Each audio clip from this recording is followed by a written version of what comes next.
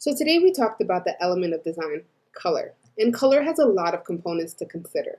But let's start with the basics, which is our color wheel. And our color wheel is a circle that demonstrates all the different color sections, and it shows us relationships between color. So let's start with primary, right? Primary is called primary because they build everything else. Nothing makes primary. Primary makes everything else. So primary colors are yellow, red, and blue. Now between those primary colors, we have our secondary colors. So if you combine two primaries, you make a secondary. For example, if you combine red and yellow, you're going to make orange, and orange is a secondary color. So our secondary colors are orange, green, and violet. And then the last types of colors we have on a color wheel, we have the most of because they fall between all the primary and secondary colors, and they're called tertiary. And they take attributes of both colors. For example, if you have a tertiary color between orange and yellow, you're going to have a yellow-orange, right? They take a little bit of both. So all in all, there are 12 colors that are shown on a color wheel. Keep that in mind for later. Now, color schemes are when you choose a set of colors or color combinations to use. And you really want to think about these things when you choose a color scheme because color schemes can really unify and make a design look really aesthetically appealing. And there are different types of color schemes that we rely on that kind of reference the color wheel. We're going to go over three. The first one is the complementary color scheme. And these are when a color is exactly the opposite from each other. For example, orange and blue. If you look at the color wheel, they face each other. And a lot of sports teams use complementary colors. For example, the Lakers use purple and yellow, I think.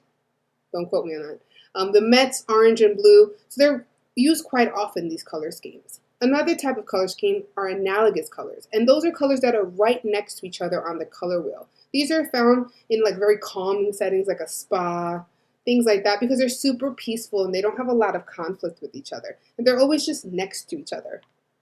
And lastly, we have triadic colors. And these are evenly spaced throughout the color wheel. For example, the secondary colors make up triadic colors, orange, green, and purple, or maybe yellow, blue, and red, the primary color. So in order to kind of test out and practice this skill of using a color wheel and using color schemes, we're going to rely on our Check for Understanding slides. You'll see that in Google Classroom today, I've given you a Check for Understanding slide. What you're going to do is find your name in the first slide here. Click on the number located right next to your name. When you do that, a little link will pop up. And if you click on the link, it'll take you to your designated slide. Each person in class has their own slide they'll be working on. Please make sure you're on the right slide. First, please put your name on your slide. And then we're going to start with our color wheel. So you're going to get a blank color wheel. This has no color in it, and your job is to fill this color wheel out. Now here's the thing. You must include your primary, secondary, and tertiary colors, but you can't just put them willy-nilly. They have to make sense. They have to follow the color wheel. So you need to include your primary, and then between those, think about your tertiary and secondary. If you're a little stuck, you can use today's slides to help you out as a reference. Now, once you've made your color wheel, this second part will become a little easier because you'll be able to see where colors are located. So let's do the first one together for practice. So you've been given two swatches of color, and you're going to look at the colors and try to figure out where they would be located on the color wheel. Some things to consider is the color wheel just shows you one tone of that hue or color, but technically different tones and shades are still the same color. For example, this is a yellow tone. Even though it's very light, it's still yellow. And this is orange. So this light yellow and this light orange, if I looked at a color wheel, I would be like, okay, yellow, orange. Where are they located on the color wheel? They're right next to each other. So if I look through this, I'm going to be like, well, analogous means they're right next to each other.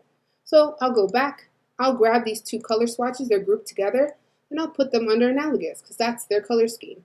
And you're going to repeat that for each of these sets and put them in the location you think they are.